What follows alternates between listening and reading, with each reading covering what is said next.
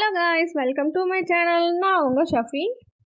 இன்றைக்கி நம்ம வீடியோ எந்த நாவலோட சம்மரி பார்க்க போகிறோம் அப்படின்னா நோ நியூ லேண்ட். இது எழுதினவர் எம்ஜி வாசஞ்சி. ஆத்தர் இன்ட்ரோடக்ஷன் பார்த்துடலாம். எம்ஜி வாசஞ்சியோட full name Moyez G Vassanji. இவர் மே 30, 1950 கென்யாவில் பிறந்திருக்காரு. இவர் கெனடியன் நாவலிஸ்ட் அண்ட் எடிட்டர். அடுத்து இந்த நாவலோட இன்ட்ரோடக்ஷன் பார்த்துடலாம். இந்த நோ நியூ லேண்ட் எம்ஜி வாசஞ்சி எழுதின இந்த நாவல் எதை சொல்லுது அப்படின்னா, நூர்தீன் லல்லானின்னு ஒரு ப்ரொட்டகனிஸ்ட் இருப்பார். அவரோட ஃபேமிலி பற்றியும், அவர் இமிக்ரெண்ட் ஆகி கனடாவுக்கு எவ்வளோ ஸ்ட்ரகிள்ஸ்லாம் ஃபேஸ் பண்ணார், எவ்வளோ ரேசிசம் ஃபேஸ் பண்ணார், அவரோட கல்ச்சரல் கிளாஸஸ்லாம் எப்படி மாறுச்சு அப்படின்ற மாதிரி, ஒரு இடத்துலேருந்து இன்னொரு புது நாட்டுக்கு வந்ததுக்கப்புறம் அவர் என்ன மாதிரியான கஷ்டம் நஷ்டங்கள் இதெல்லாம் ஃபேஸ் பண்ணார் அப்படின்றத பற்றி இந்த நாவல் சொல்லுது. அப்புறம் அவர் ஒர்க்குக்காக எவ்வளோ கஷ்டப்பட்டார், அவர் குழந்தைங்களை வளர்க்குறதுக்காக ஸ்கூலில் சேர்க்கறதுக்காக எவ்வளோ கஷ்டப்பட்டார் அப்படின்றத பற்றியும் சொல்லுது. அடுத்து இந்த நாவலோட கேரக்டர்ஸ் பார்த்துடலாம். மொத்தம் 6 கேரக்டர் இருக்காங்க. ஃபர்ஸ்ட்டு யாருன்னா நூர்தீன் லல்லானி. இவர் தான் இந்த நாவலோட ப்ரொட்டகனிஸ்ட்டு. இவர் ஈஸ்ட் ஆஃப்ரிக்காலேருந்து டொரண்டோக்கு இமிக்ரெண்ட் ஆகி வந்தவர். Second Nancy. இவர் ஒரு பார்ட் டைம் யூனிவர்சிட்டி ப்ரொஃபஸராக இருப்பார். நூர்தீனுக்கு ஃப்ரெண்ட் ஆகிடுவார். தேர்டு ரோமேஷ். இவர் எப்படி நூர்தீனுக்கு ஃப்ரெண்ட் ஆவார் அப்படின்னா, இந்த நாவலில் ஒரு கப்புள்ஸ் ஹெல்ப் கேட்டு நூர்தீன் லல்லானிக்கிட்ட வருவாங்க. ஸோ அவங்க மூலியமாக தான் இந்த ரோமேஷ் அப்படிங்கிற ஒரு ஃப்ரெண்ட் ஆவார். அது சம்மரி பார்க்கும்போது சொல்கிறேன். அடுத்து ஜமால். இவர் ஒரு சக்ஸஸ்ஃபுல் லாயராக ஃபஸ்ட்டு நார்மலான ஒரு லாயராக இருப்பார். அதுக்கப்புறம் ஃப்யூச்சரில் ஒரு சக்ஸஸ்ஃபுல் லாயராக மாறிடுவார். நூர்தீனுக்கு ஃப்ரெண்டாகவும் இருப்பார். அதுக்கப்புறம் ஒரு தார்லேருந்து வந்த லேடியும் போர்ட்டுகீஸ் கேர்ளும் இருப்பாங்க. இவங்க 2 பேரை பற்றி நம்ம சம்மரியில் பார்க்கும்போது உங்களுக்கே புரியும்.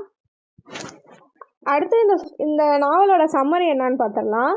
இந்த நாவல் என்ன மெயினாக குறிக்குது அப்படின்னா டயஸ்போரிக் அப்படின்னா ஒரு நாடுலேருந்து இன்னொரு நாட்டுக்கு ட்ராவல் பண்ணி இமிக்ரெண்ட் ஆகி, ட்ராவல் பண்ணுறாங்கன்னு சொல்கிறத விட இமிக்ரெண்ட் ஆகி போய் அவங்க என்ன மாதிரியான ஸ்ட்ரகிள்ஸ்லாம் ஃபேஸ் பண்ணாங்க, அவங்களுக்கு ஜாப் கிடச்சிதா, எவ்வளோ கஷ்டப்பட்டு ஒரு ஜாப் கிடச்சிது, அவங்களோட குழந்தைங்கள்லாம் ஸ்கூலில் சேர்க்குறதுக்கோ இல்லை அந்த நாடோட கிளைமேட்டாக இருக்கட்டும், அந்த பீப்புள்ஸாக இருக்கட்டும், இவங்களுக்குலாம் எப்படி அவங்க அடாப்ட் பண்ணிக்கிட்டாங்க அப்படிங்கிறத பற்றியும். இப்போ நார்மலாக ஒவ்வொரு நாட்டிலையும் ஒவ்வொரு கிளாஷ் இருக்கும். அந்த கிளாஷ் என்ன அப்படின்னா, ரேசிசமாக இருக்கலாம், இல்லை ரிச்சு பூர் அந்த மாதிரியாக இருக்கலாம். ஸோ நிறைய விஷயத்துக்காக நிறைய கிளாஷஸ் இருக்கும். அந்த கிளாஷஸ்லாம் எப்படி நூர்தீன் லல்லானி அவங்க ஃபேமிலியும் ஃப்ரெண்ட்ஸும் எப்படியெல்லாம் ஃபேஸ் பண்ணுறாங்க அப்படிங்கிறத பற்றி தான் இந்த சம்மரி சொல்கிறாங்க. நூர்தீன் ஃபேமிலி அப்புறம் அவங்க அப்பா எல்லாமே இந்தியாவில் தான் இருந்திருக்காங்க. நூர்தீனோட அப்பா ஜெர்மன் கொலோனியல் ப்ராஜெக்ட் அப்படின்னு சொல்லிட்டு ஒரு ஒர்க்குக்காக டான்சானியாவுக்கு 1906 போயிருப்பார். அந்த ஒர்க்கை ஃபுல்லாக கம்ப்ளீட் பண்ணாததுனால அந்த ஒர்க்கை அங்கே போய் செய்யறதுக்காக அவங்க அப்பா நூர்தீன் ஃபேமிலியும் அவரும் சேர்ந்து அந்த ஈஸ்ட் ஆஃப்ரிக்காவில் இருக்கிற டொரண்டோ அப்படிங்கிற இடத்துக்கு போவாங்க. இது எங்கே இருக்குன்னா கனடாவில் இருக்குது.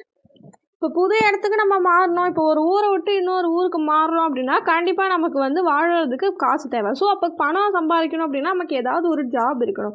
திடீர்னு நம்ம தெரியாத இடத்துல போய் ஜாப் கேட்டால் கிடைக்குமா, முதல் நமக்கு யார் ஜாப் தருவா, நம்ம எப்படி நம்புவாங்க அப்படின்ற விஷயத்தெலாம் நூர்தீன் இதில் சொல்லியிருப்பாரு. அவர் எவ்வளோ ஸ்ட்ரகிள்ஸ் ஆகி ஒரு ஜாப் வாங்கி அந்த குழந்தைங்களையோ ஒரு ஒய்ஃபையும் காப்பாற்றினாரு அப்படிங்கிறத பற்றி இது சொல்லியிருப்பாங்க. கனடாவில் நேட்டிவ் பீப்புள்ஸை விட இமிக்ரெண்ட் ஆகி வந்த பீப்புள்ஸ் தான் நிறையா இருப்பாங்க. ஸோ அதனால் ஈஸியாக நம்ம இமிக்ரெண்ட் ஆகலாம் அப்படின்னா கனடாவுக்கு போகலாம். ஸோ நம்ம ஜாப் கிடைக்கிறது ஒன்று தான் அங்கே கஷ்டமே தவிர, நம்ம இமிக்ரெண்ட் ஆகி கனடாவில் போகலாம். அங்கே பாப்புலேஷன் கம்மினால ஒன்றும் பிரச்சனை இல்லை. நூர்தீன் ஃபேமிலியோட ஒரு அப்பா கனடாவுக்கு வந்துடுவாங்க. நூர்தீன் ரொம்ப கஷ்டப்பட்டு ஜாப் தேடுவார். எல்லாருக்கிட்டேயும் போய் கம்பெனிஸ் எல்லா இடத்துலையும் போய் எனக்கு ஜாப் கொடுங்க அப்படின்னு சொல்லி கேட்பாரு. பட் யாருமே புதுசாக வந்தவங்களை நம்பி நூர்தீனுக்கு ஜாப் தரமாட்டாங்க. இப்போ நார்மலைஸாக ஒரு ஜாப் வேணும் அப்படின்னா ஃபஸ்ட்டு எக்ஸ்பீரியன்ஸ் இருக்கணும், இல்லைனா ஒரு ட்ரஸ்டபிள் பீப்புளாக நம்ம காட்டிக்கணும். ஸோ அந்த மாதிரி நிறைய விஷயம் இருக்குது. எடுத்தோடனே ஜாப் கிடச்சிடாது புது இடத்துல. ஸோ ஆமாம் நமக்கு எக்ஸ்பீரியன்ஸ் இல்லை அப்படின்னு சொல்லிட்டு நூர்தீன் அக்செப்ட் பண்ணிக்கிறாரு. ஏன் அக்செப்ட் பண்ணிக்கிறாரு அப்படின்னா, அவர் சொந்த ஊரில் 8 வருஷமாகவே ஷூ தான் அவர் தச்சு சேல் பண்ணிட்டு இருந்திருக்காரு. இப்போ திடீர்னு வேறு ஏதாவது வேலை கிடைக்குது அப்படின்னா அவருக்கு எப்படி எக்ஸ்பீரியன்ஸ் இருக்கும், அந்த வேலையை பற்றி எப்படி தெரியும். ஸோ அவருக்கு லைட்டாக கொஞ்சம் பயப்படுறாரு தான். இருந்தாலும் அவர் சம்பாதிச்சு ஆகணும், ஏன்னா குடும்பத்தை பார்த்தாகணும், வேறு வழி இல்லை. அதனால சரி எந்த வேலை கிடைச்சாலும் பரவாயில்ல நம்ம செஞ்சு தான் ஆகணும் அப்படின்னு சொல்லிட்டு தான் வேலை தேடுறாரு. அப்பயும் அவருக்கு வேலை கிடைக்கல. அப்புறம் ஒரு ஃபேமிலியோட கனடாவில் இருக்கிற ஒரு அப்பார்ட்மெண்ட்டில் வந்து ஸ்டே பண்ணலாம் அப்படின்னு சொல்லி போகிறாரு. அந்த அப்பார்ட்மெண்ட்டோட நேம் கொடுத்துருக்காங்க. அது என்ன அப்படின்னா 69. இந்த அப்பார்ட்மெண்ட்டில் அதிகமாக இந்தியாவிலேருந்து இமிக்ரெண்ட் ஆன பீப்புளும் ஈஸ்ட் ஒரிஜின்ஸும் தான் அதிகமாக இருக்காங்க. இப்போ நூர்தீன் ஃபேமிலி ஒரு அப்பார்ட்மெண்ட்டுக்கு வந்துட்டாங்க. ஸோ இப்போ நம்மளுக்கு சாப்பாடு தேவை. ஸோ அதுக்கு ஏதாவது நம்ம சம்பாரிச்சு ஆகணுமே அப்படின்னு சொல்லிட்டு நூர்தீன் ஃபேமிலி என்ன யோசிக்கிறாங்க அப்படின்னா, வீட்டிலேருந்தே ஏதாவது ஃபுட்டு சேல் பண்ணி நம்ம விற்கலாம். இப்போ வேலை தான் கிடைக்க மாட்டேங்குது, வீட்டிலேருந்தே நம்ம ஏதாவது ஃபுட்டு சேல் பண்ணி விற்கிற மாதிரி ஏதாவது கொஞ்சம் காசு சம்பாதிக்கலாம் அப்படின்னு சொல்லி நூர்தீன் ஃபேமிலி யோசிக்கிறாங்க. யோசித்து சமோசா, சப்பாத்தி இந்த மாதிரி நிறையா வீட்டிலையே செஞ்சு விற்க ஆரம்பிக்கிறாங்க. இப்போ நார்த் இந்தியன்ஸ் வந்து இங்கே ஏதோ பானிபூரியோ இந்த மாதிரி சின்ன கடையாக இருந்தாலும் பரவாயில்லன்னு சொல்லி வெளியே இருந்து இங்கே வந்து பிழைக்கிறாங்க இல்லையா, அதை மாதிரி நூர்தீன் ஃபேமிலி வந்து அங்கே போய் இந்த மாதிரி சமோசா, சப்பாத்தி இதெல்லாம் பண்ணி மணி ஏர்ன் பண்ணுறாங்க. ஸோ இதை மட்டும் வச்சு ஃபேமிலியை ரன் பண்ண முடியாது அப்படின்றதுனால மறுபடியும் நூர்தீன் அலானி வந்து ஜாபை தேடி போகிறாரு. அப்போ தான் அவர் ஒரு விஷயத்தை தெரிஞ்சுக்கிறாரு, இங்கே வந்து ரேசிசம் அதிகமாக இருக்குது அப்படிங்கிற விஷயத்த தெரிஞ்சுக்கிறாரு. அடுத்த நாள் வந்து ஒரு பார்ட்டிக்கு போகிறாரு. அப்போ வந்து ஒருத்தவரை போட்டு பயங்கரமாக எல்லாரும் செம்மையாக அடின்னு அடிக்கிறாங்க. ஏன் அடிக்கிறாங்க அப்படின்னா, அங்கே உள்ள ரேசிசம்னால அவரை வந்து ரொம்ப அடிக்கிறாங்க. இதை பார்த்துட்டு நூர்தீன் அலானிக்கு வந்துட்டு நம்மளும் அங்கே இருந்தோன்னா நம்மளும் அடி வாங்கியிருப்போம்ல, ஸோ வேணாம் அப்படின்னு சொல்லிட்டு அவர் அங்கேருந்து வெளியே வந்துடுறாரு. அங்கே இருக்கிறவங்க எல்லாமே அந்த ரேசிசம் அந்த பீப்புள்ஸ்லாம் இருக்காங்க. பட் அவங்களாலேயே அந்த பர்சனுக்காக குரல் கொடுக்க முடியல. ஏன் அடிக்கிறீங்க, அடிக்காதீங்க அப்படின்னு சொல்லி கேட்க முடியல. அந்தளவு அங்கே வந்து ரேசிசம் வந்து பீக்கில் இருக்குது. அந்த எல்லார்கிட்டையும் அடி வாங்கினார்ல அந்த பர்சன் வந்து இனிமேல் நம்மளால் இங்கே இருக்க முடியாது அப்படின்னு சொல்லிட்டு அவர் வேறு இடத்துக்கு போய் அவரோட ஸ்கில் என்ன அவருக்கு இருக்குது அப்படின்னா நல்லா பெயிண்ட் பண்ணுவார் அவர். ஸோ வேறு இடத்துக்கு போய் அவர் ஒரு பெயிண்டராக மாறி ஃபாரின்ஸ்லலாம் வந்துட்டு பெயிண்டிங்ஸ் நிறையா இம்பார்ட்டன்ஸ் கொடுப்பாங்க இல்லையா, நிறையா பெயிண்டிங்ஸ்க்கு தான் வந்துட்டு மணிலாம் செலவு பண்ணி வாங்கி அதை வச்சுக்குவாங்க. ஸோ அதனால் இவர் என்ன பண்ணுறாருன்னா பெயிண்டர் ஆகி ஃபாரினர்ஸ்க்கு நிறையா பெயிண்டிங்ஸ்லாம் விற்று அது மூலயமா அவர் ஏர்ன் பண்ணி ஒரு சக்ஸஸ்ஃபுல் லைஃப்பை லீட் பண்ணிகிட்ருக்காரு. அதெல்லாம் பார்த்துட்டு நூர்தீன் அலானி சரி வேணாம் இங்கே ரேசிசம் அதிகமாக இருக்குது அப்படின்னு சொல்லிட்டு மறுபடியும் அவர் அப்பார்ட்மெண்ட்டுக்கு வந்துட்டார். அவர் அப்பார்ட்மெண்ட்டுக்கு வந்தோடனே ஒரு கப்புள்ஸ் வந்து என்ன கேட்குறாங்க அப்படின்னா, அவங்க கயானாலேருந்து வந்திருக்காங்க. அந்த கப்புள்ஸ் வந்து இன்றைக்கி ஒரு நாள் நைட் மட்டும் நாங்கள் இங்கே ஸ்டே பண்ணிக்கிறோம், எங்களுக்கு வேறு எங்கேயும் இடம் கிடைக்கல, ஸோ ஒரே ஒரு நாள் நைட் மட்டும் இங்கே நாங்கள் ஸ்டே பண்ணிட்டு காலையில் போயிடுறோம் அப்படின்னு சொல்லி நூர்தீன்கிட்ட கேட்குறாங்க. ஸோ நூர்தீனும் சரி இந்த நேரத்தில் நைட் ஆகிடுச்சு இவங்க எங்கே போவாங்க அப்படின்னு சொல்லிட்டு நூர்தீனும் சரி ஓகே எங்கள் அப்பார்ட்மெண்ட்லேயே இருங்க அப்படின்னு சொல்லி ஓகே சொல்லிடுறாரு.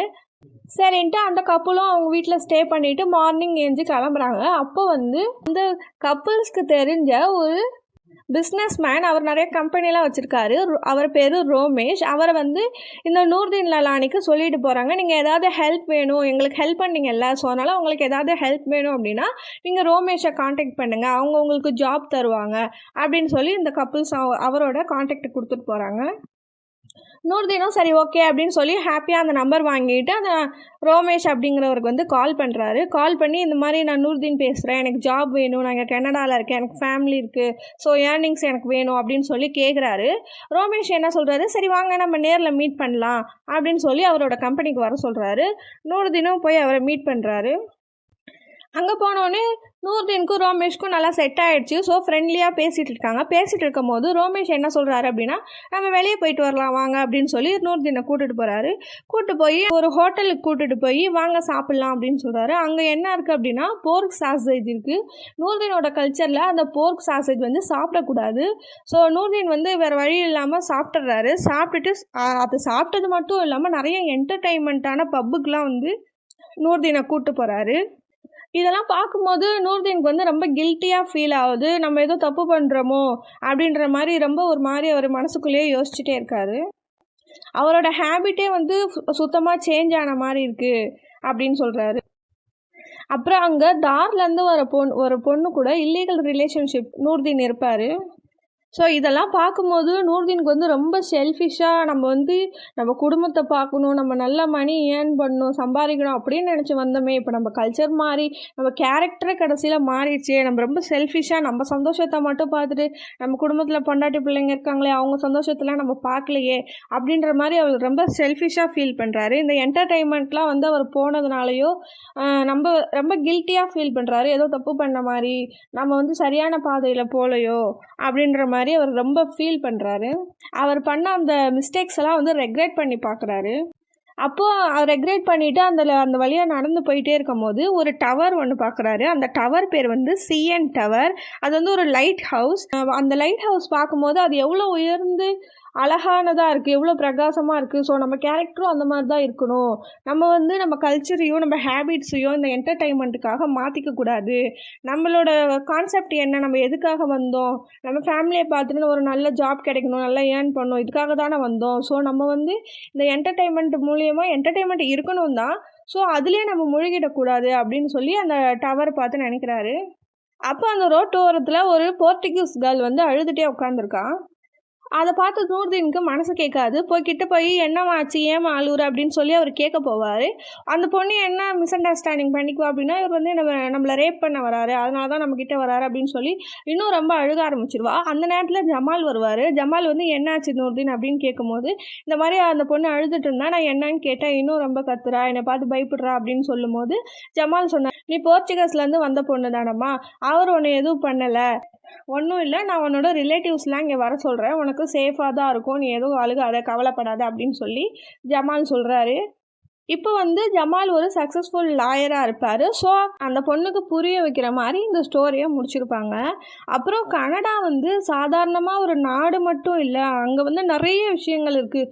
நிறைய பேர் இமிக்ரெண்ட் ஆகி வந்த பீப்புள்ஸ் இருக்கட்டும், அவங்களோட பிஹேவியர், ஹேபிட்ஸு, கல்ச்சரு, அவங்க படுற ஸ்ட்ரகிள்ஸு, ரேசிசம், ஒவ்வொரு விஷயத்தையும் வந்து கனடா அழகாக சொல்லியிருக்கோம்.